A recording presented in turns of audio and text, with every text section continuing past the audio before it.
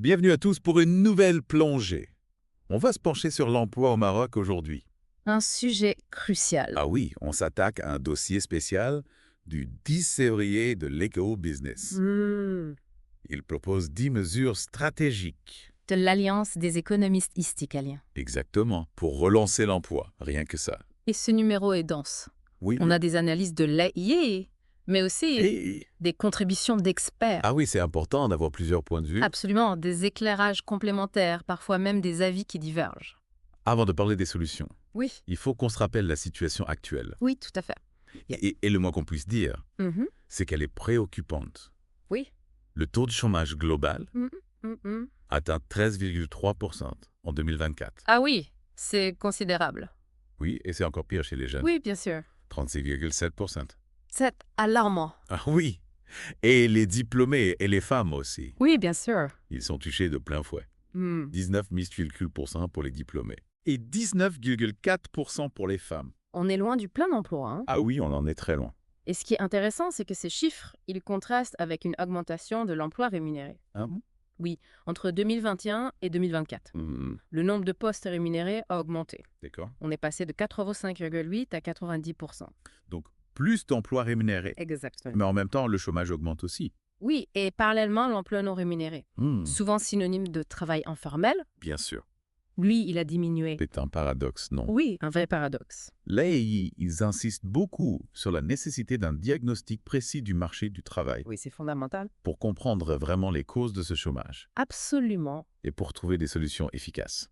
Sans une analyse approfondie, on navigue à vue. C'est clair. On met en place des politiques qui ne répondent pas aux besoins réels. Et c'est l'objectif des 10 mesures stratégiques Oui, tout à fait. proposées par l'AEI. La première mesure, c'est justement d'établir ce diagnostic clair. Identifier les secteurs qui sont en difficulté, Oui. cartographier les compétences, celles qui sont disponibles, Mhm. et anticiper les besoins futurs du marché. Sans ça, Oui, les politiques publiques, elles risquent de manquer leur cible. exactement, on tire à l'aveuglette. Par exemple, la deuxième mesure, Oui. qui vise à adapter la formation aux besoins du marché. C'est crucial. L'idée, c'est de réduire le décalage entre les compétences des diplômés Oui, et ce que les employeurs recherchent vraiment. tout à fait. Concrètement, l'AEI propose de s'inspirer du modèle allemand d'apprentissage. Ah oui, l'alternance. Voilà, généraliser l'alternance, développer des formations plus rapides, plus courtes, Oui, dans les secteurs porteurs, bien sûr. Ceux qui recrutent. comme le digital, les énergies renouvelables ou encore la logistique. Une mesure qui pourrait avoir un impact direct sur l'employabilité des jeunes. Ah oui, clairement. La troisième mesure, elle se concentre sur les PME D'accord. et l'entrepreneuriat. L'idée, c'est de créer des startup stations Oui, j'ai vu ça. pour accompagner les jeunes entrepreneurs. D'accord. Simplifier toutes les démarches administratives. Oui, parce que c'est souvent un frein.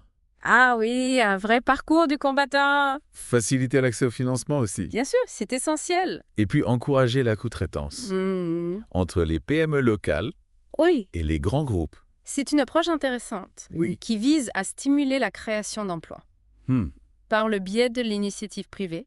Et la quatrième mesure. Elle met l'accent sur le Made in Morocco. Ah oui, le local. Exactement. L'idée, c'est de mieux exploiter la commande publique, qui représente 24% du PIB, Oh oui, c'est un levier important. pour soutenir les entreprises marocaines. Concrètement, il s'agit d'encourager les marchés publics à privilégier les produits locaux, D'accord. sensibiliser les consommateurs, et puis mettre en place des incitations fiscales. Oui, comme. Par exemple, une réduction de la TVA sur les produits Made in Morocco. Intéressant. Une mesure qui pourrait avoir un impact significatif sur l'économie nationale. En stimulant la production locale Exactement. et en créant des emplois dans différents secteurs. Tout à fait. La cinquième mesure, elle s'attaque à un sujet un peu délicat, Oui. l'économie informelle, Un sujet complexe. avec 30% du PIB et 77% des emplois générés par ce secteur. On ne peut pas l'ignorer. C'est clair. L'EEA, il propose une intégration progressive, avec des statuts simplifiés, D'accord. des incitations fiscales et la digitalisation des paiements. C'est une approche assez pragmatique, non? Oui, plutôt que de réprimer. Il s'agit d'accompagner la transition vers le secteur formel. En simplifiant les démarches Voilà. et en rendant l'économie formelle plus attractive. Exactement. On encourage la formalisation. sans pour autant asphyxier ce secteur, Tout à fait. qui représente une part importante de l'économie marocaine. La 6e mesure, elle se focalise sur l'accès au financement. La AI propose des crédits à taux bonifiés D'accord. pour les entreprises qui embauchent, Mhm. la promotion de financement alternatif, Oui, comme. le private equity, le crowdfunding, Mhm. et puis la création de zones de soutien D'accord. pour les entreprises qui sont en difficulté. Pour éviter des faillites massives. Exactement, qui pourraient aggraver le chômage. Venons-en à la 7e mesure, Oui. qui porte sur l'adaptation du marché du travail aux nouvelles formes d'emploi. C'est un sujet d'actualité. Le télétravail, le freelancing, La flexibilité des contrats, voilà, toutes ces nouvelles formes d'emploi. plus adaptée au mode de vie actuel. Elles sont des pistes à explorer Absolument. pour favoriser l'inclusion des jeunes et des femmes. Sur le marché du travail, l'AI propose la création d'un contrat de croissance-emploi avec des exonérations de charges. Pour les entreprises qui embauchent, Exactement. Et puis, des mesures pour faciliter la vie des femmes actives, comme des crèches, oui, des horaires flexibles. sont des propositions qui pourraient encourager les entreprises à embaucher. Oui. Et puis faciliter l'accès à l'emploi pour les femmes. Qui sont souvent pénalisées. Oui, malheureusement. La 8e mesure, Oui. elle se tourne vers les zones rurales. Avec 38% de la population rurale, confrontée à un manque d'emploi, C'est énorme. il est crucial de revitaliser ces régions. Tout à fait. L'AIA propose des investissements dans l'agriculture moderne, le tourisme rural, D'accord. le développement des infrastructures digitales. On parle aussi de créer des zones industrielles et artisanales, Oui, j'ai vu ça. proches des centres ruraux. Pour créer des opportunités économiques sur place. Exactement. Pour éviter l'exode rural. Et la concentration du chômage dans les grandes villes. La 9e mesure, elle concerne les collectivités territoriales. L'idée, c'est de donner un rôle plus actif D'accord. aux collectivités territoriales. Dans la création d'emplois. La AIA propose la création de fonds d'investissement régionaux. Ah oui, les FAIE. Voilà, mobiliser le foncier régional pour attirer les entreprises. Et puis, développer des pôles d'excellence Ouais. adaptés à chaque région, en capitalisant sur les atouts de chaque territoire. Une approche intéressante Oui. pour décentraliser la création d'emplois et pour impliquer les régions dans la dynamique économique. On arrive à la 10e mesure, qui est particulièrement ambitieuse. Oui, c'est vrai. Il s'agit d'accélérer l'émergence de nouvelles filières stratégiques. Lesquels? L'économie du care, l'économie bleue, l'économie circulaire, la transformation numérique. Des secteurs porteurs, Oui, pour générer des emplois qualifiés. des emplois durables, et positionner le Maroc comme un hub technologique et industriel en Afrique. C'est un programme complet Oui, et ambitieux. mais l'éco-business ne se contente pas de présenter ces 10 mesures. Non. Non, le journal donne aussi la parole à plusieurs experts Oh, c'est intéressant. qui apportent des perspectives complémentaires, D'accord. parfois même contradictoires. On va explorer ça maintenant, Oui, en commençant par Abdelghani et Laras. qui propose une stratégie nationale pour l'emploi massif. Axé sur l'industrialisation. Oui. Le développement des services et la formation, Il insiste sur la nécessité d'un Maroc résilient. capable de s'adapter Oui. aux changements économiques mondiaux. Et il propose 6 actions clés. Lesquels? L'industrialisation et le développement régional, le tourisme et l'hôtellerie, D'accord. les énergies renouvelables et les emplois verts, la digitalisation et les nouvelles technologies, la formation et la reconversion professionnelle, et enfin des incitations et des réformes D'accord. pour attirer les investissements. Ce qui est intéressant, Oui. c'est qu'il s'appuie sur des exemples concrets. Boum. Le succès de l'Inde dans le secteur manufacturier ou les programmes de formation rapide Oui. mis en place en Espagne pour le tourisme. Son approche est pragmatique. Elle s'inspire des réussites internationales. On voit que c'est une vision à long terme Oui. qui vise à transformer le modèle économique marocain. Le deuxième expert, Hicham El Aadani, consultant en intelligence stratégique, Oui. il propose une solution radicale, Ah bon? s'inspirer du modèle éducatif suisse, pour lutter contre le chômage des jeunes au Maroc. Intéressant. Il met en avant le système décentralisé de la Suisse.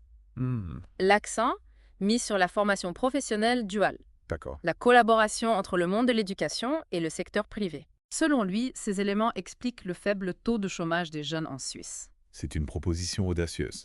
Adapter le modèle suisse au contexte marocain, ce serait un défi. Et la DNNI propose de faire un test dans une région pilote, comme Casablanca-Ceuta ou Soumassa, pour tester la faisabilité. Il souligne la nécessité d'une planification minutieuse, Oui, bien sûr. d'une coordination efficace et d'un renforcement des capacités des acteurs régionaux. Passons maintenant à Azidin Zidi.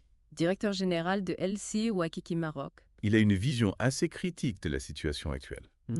Il propose une approche plus globale de la création d'emplois. Qui va au-delà de la simple croissance économique. Il plaide pour la mise en place obligatoire d'un bilan social pour les entreprises. Un bilan qui permettrait d'évaluer la performance des entreprises. Non seulement sur le plan financier, Exactement. mais aussi sur leur contribution à l'emploi, à la formation. Et au bien-être de leurs salariés. C'est une idée intéressante qui pourrait inciter les entreprises à adopter une approche plus responsable. Plus inclusif. Zidi propose aussi des mesures pour intégrer le secteur informel. Oui, la simplification des processus de formalisation, des incitations fiscales, un meilleur accès au financement. Pour les entreprises informelles. Il évoque aussi l'idée d'un SMIC différencié, adapté aux réalités régionales et sectorielles. Une idée qui mérite d'être approfondie. On poursuit avec Fodzia Talou Meknassi, qui s'intéresse aux difficultés rencontrées par les filles et les jeunes femmes. Pour accéder à l'éducation et à l'emploi. Elle utilise l'histoire de Khadija, une jeune fille de 14 ans, forcée d'abandonner ses études. Ah oui, par manque de ressources et de soutien. Pour illustrer les obstacles auxquels sont confrontées beaucoup de jeunes filles. Un témoignage poignant qui met en lumière la réalité du terrain. Face à ce constat, Meknassi recommande des investissements dans les infrastructures comme les Dar Taliba, le développement du transport scolaire, la promotion de programmes de formation informels, l'autonomisation des jeunes femmes à travers le numérique. Et l'entrepreneuriat. Elle insiste sur l'importance de donner aux filles les moyens de s'épanouir. Oui, et de contribuer pleinement à la société.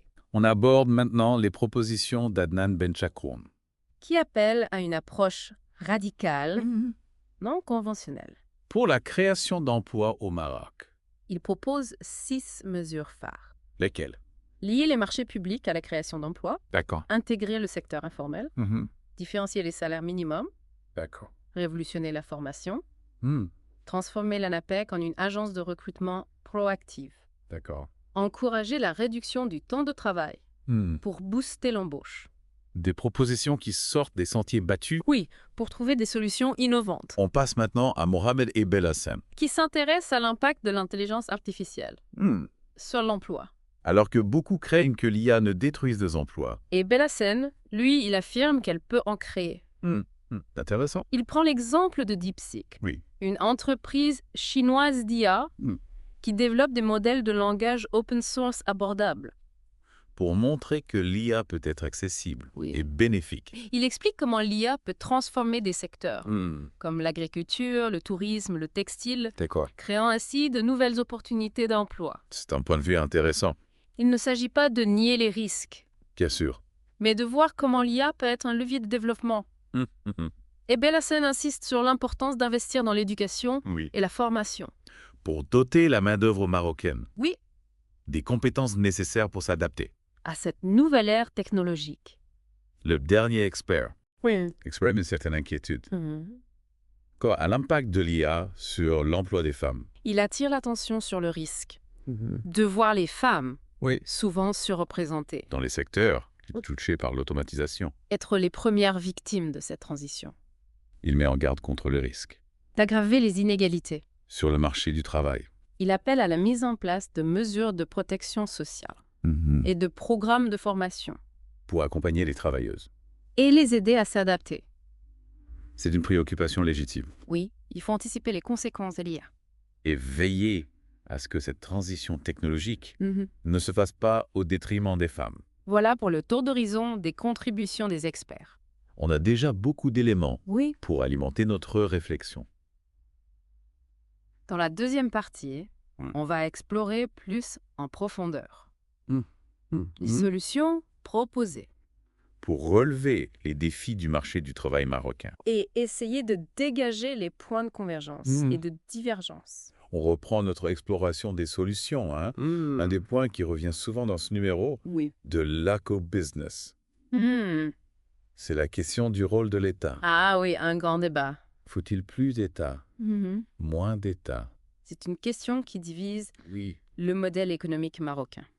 Il repose encore beaucoup sur l'investissement public. Oui, c'est vrai. On parle d'environ les 2/3 de l'investissement total. Certains experts s'interrogent sur l'efficacité de ce modèle. Ah bon, pourquoi? Parce que malgré ces investissements massifs de l'État, le chômage reste élevé. On a l'impression d'un paradoxe. Oui, un vrai paradoxe. On attend beaucoup de l'État pour créer des emplois. Oui. Mais en même temps, on encourage l'entrepreneuriat comme solution à la crise de l'emploi. Comment concilier ces deux approches? C'est la grande question. Certains experts pensent que trop d'État. Ça peut freiner l'initiative privée. Trop de bureaucratie. Oui. Des procédures complexes. Un accès au financement difficile. Tout ça décourage les entrepreneurs. Exactement. Mais d'autres experts, comme Abdelghani El Arras, lui, il pense que l'État a un rôle crucial à jouer pour stimuler l'économie et créer un environnement favorable à l'emploi. Il donne des exemples comme l'Inde, qui a réussi à développer son secteur manufacturier grâce à une politique industrielle ambitieuse menée par l'État. Il y a un débat sur le dosage. Oui, c'est ça. Entre intervention de l'État et initiative privée. L'idée, c'est de trouver le bon équilibre. Un État fort, capable de mettre en place les bonnes conditions, mais qui laisse aussi de la place et dynamisme du secteur privé. Parlons justement de l'entrepreneuriat, souvent présenté comme la solution miracle. Ouais, chômage. Est-ce que c'est vraiment le cas? Bonne question. L'entrepreneuriat a un potentiel, mais ce n'est pas une solution magique. C'est sûr. Il faut créer un environnement favorable, simplifier les démarches administratives, faciliter l'accès au financement, mettre en place des programmes d'accompagnement. Comme le propose l'AEI. Oui, avec les Startup Stations. Ces structures d'accompagnement pour les jeunes entrepreneurs. On a vu aussi l'importance de la formation. Oui, c'est fondamental. Pour que les entrepreneurs puissent réussir. Absolument. La formation est un enjeu crucial. Pas seulement pour les entrepreneurs, mais pour toute la main-d'œuvre. On a vu que certains experts, comme Hicham Ella Adeyani, proposent de s'inspirer du modèle suisse. Oui, la formation professionnelle duale. En alternance entre l'école et l'entreprise. Une proposition intéressante pour adapter les formations aux besoins des entreprises. Et donner aux jeunes les compétences pratiques. dont ils ont besoin pour entrer sur le marché du travail. L'enjeu, c'est de former une main-d'œuvre qualifiée. Capable de s'adapter aux exigences d'un marché du travail en constante évolution. Avec les défis de la digitalisation et l'intelligence artificielle. Justement, on a beaucoup parlé de l'IA. Certains experts comme Mohamed Eid Belhassan pensent que l'IA peut créer des emplois, notamment dans des secteurs comme l'agriculture, le tourisme, le textile. Il donne l'exemple de DeepSeek. Oui, l'entreprise chinoise. Qui développe des modèles de langage open source, abordables. Pour montrer que l'IA peut être accessible et bénéfique.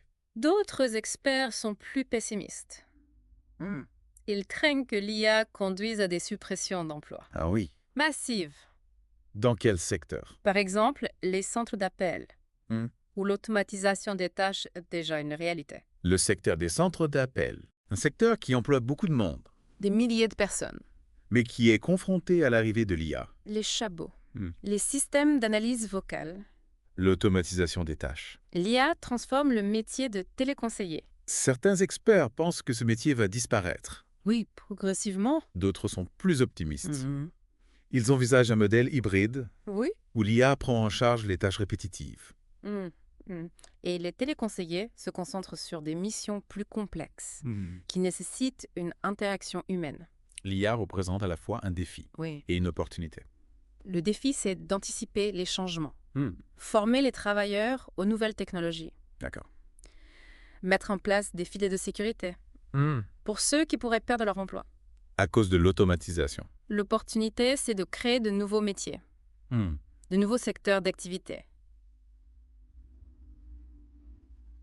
en s'appuyant sur l'IA. Un autre sujet important abordé, C'est l'intégration du secteur informel. avec 30% du PIB et 77% des emplois. On ne peut pas l'ignorer. La AI propose une intégration progressive, avec des statuts simplifiés, des incitations fiscales. La digitalisation des paiements. Azidi, directeur général de LCYI Kiki Maroc. Oui. Lui, il va plus loin. Il propose la mise en place d'un bilan social Oui, pour les entreprises. qui prendra en compte leurs contributions à l'emploi, à la formation, Au bien-être des salariés. y compris ceux du secteur informel. C'est une idée qui pourrait inciter les entreprises à s'engager dans la formalisation. Créer un environnement favorable Oui. à la transition vers le secteur formel. Tout en luttant contre la précarité, l'exploitation des travailleurs. On a vu beaucoup de propositions Oui. pour dynamiser le marché du travail marocain, Investir dans la formation. encourager l'entrepreneuriat, Adapter le marché du travail aux nouvelles technologies. intégrer le secteur informel. Mais il y a un aspect important Hmm. qui n'a pas été abordé directement, Lequel? le rôle des mentalités. Ah oui, c'est un point crucial. L'évolution du marché du travail nécessite une évolution des mentalités. On a longtemps privilégié les diplômes, Oui, les postes dans la fonction publique. le salariat à tout prix. Aujourd'hui, le marché du travail est différent, Plus flexible, plus diversifié. plus exigeant. Il faut s'adapter, Oui. être prêt à se former tout au long de sa vie, Changer de métier. prendre des risques, Se tourner vers l'entrepreneuriat, valoriser les métiers manuels. les métiers techniques. C'est un défi pour tout le monde. Changer les mentalités. C'est essentiel pour libérer le potentiel. De création d'emplois.